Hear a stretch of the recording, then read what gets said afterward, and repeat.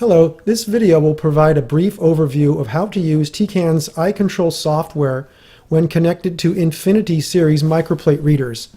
This example will be how to set up a simple absorbance reading using the Tecan M series microplate readers that have absorbance detection installed. In the iControl window, there are three different sections. The first here contains all the different actions and steps that can be performed with the reader. In the center of the screen is where you will take those steps and order them in the sequence that you want the instrument to process.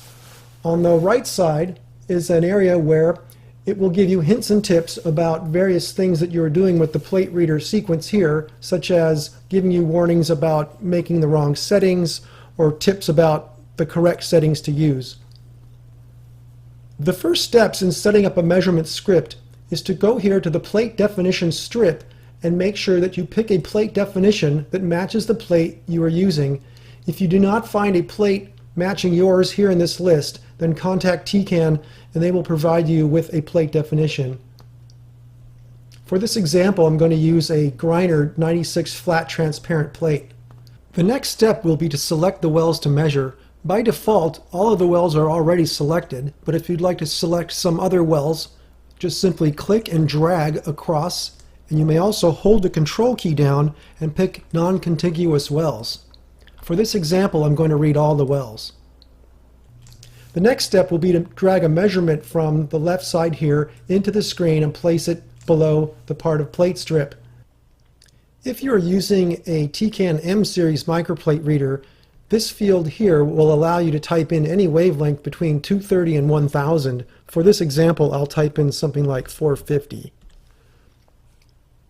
If your assay requires a second measurement to be taken, such as a reference wavelength, you can click here and enter that second reference wavelength. Typically, this value is something at least 100 nanometers away from the measurement wavelength.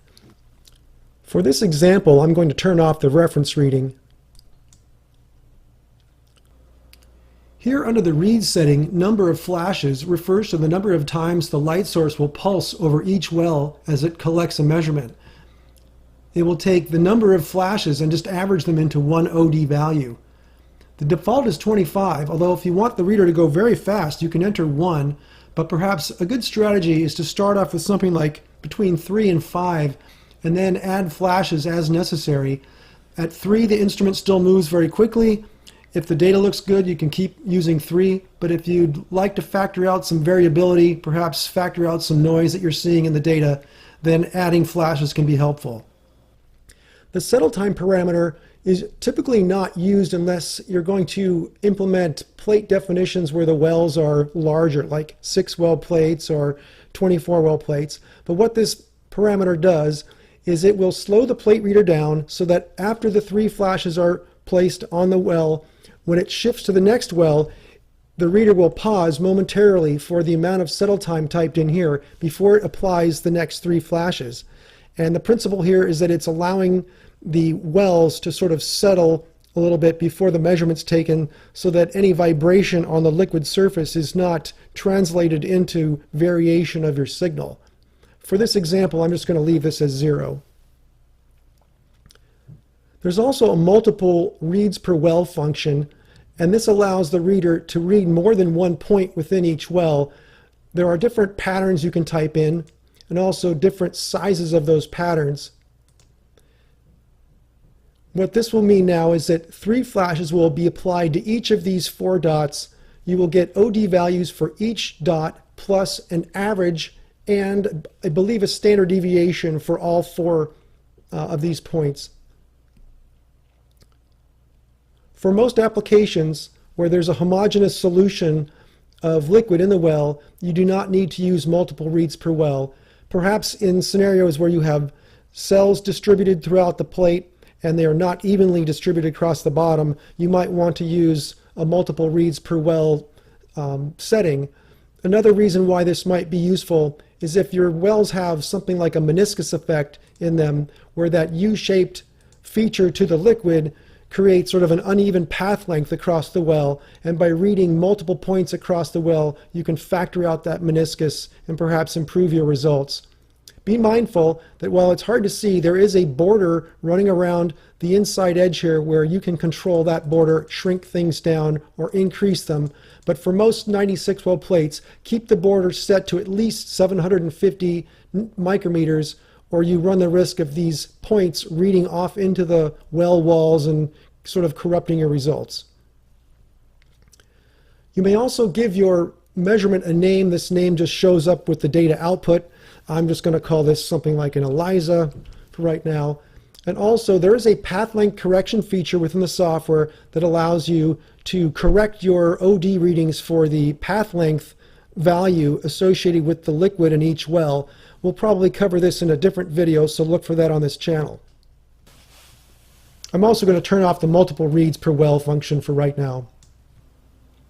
Once you have the settings you want, you can come up here to File and choose Save As and give your file a name. Here I'm going to just go ahead and overwrite one called ELISA1.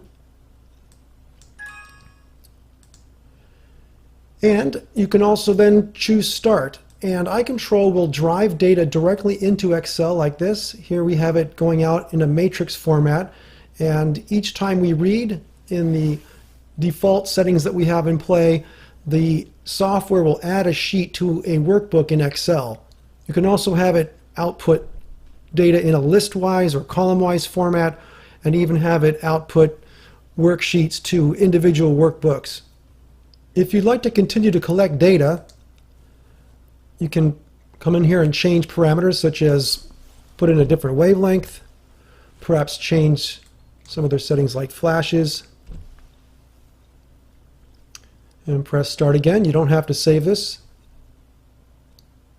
And again, the data is sent off to a workbook in a new sheet. The information about the measurement parameters are listed here. I'm going to cover a couple more tips and then we'll be done. Here within this sequence of steps, be mindful that you can use these little black triangles. By clicking on them, that will collapse the steps down so you have a better view of the overall sequence of steps. You can also right-click in the screen where you can do things like expand all the steps or, again, collapse all the steps. There's even ways to right-click on things and choose Delete. And as another example of how this software is very flexible and allows you to sequence things in a variety of different ways, you can drag in additional measurements. Type in some different things here.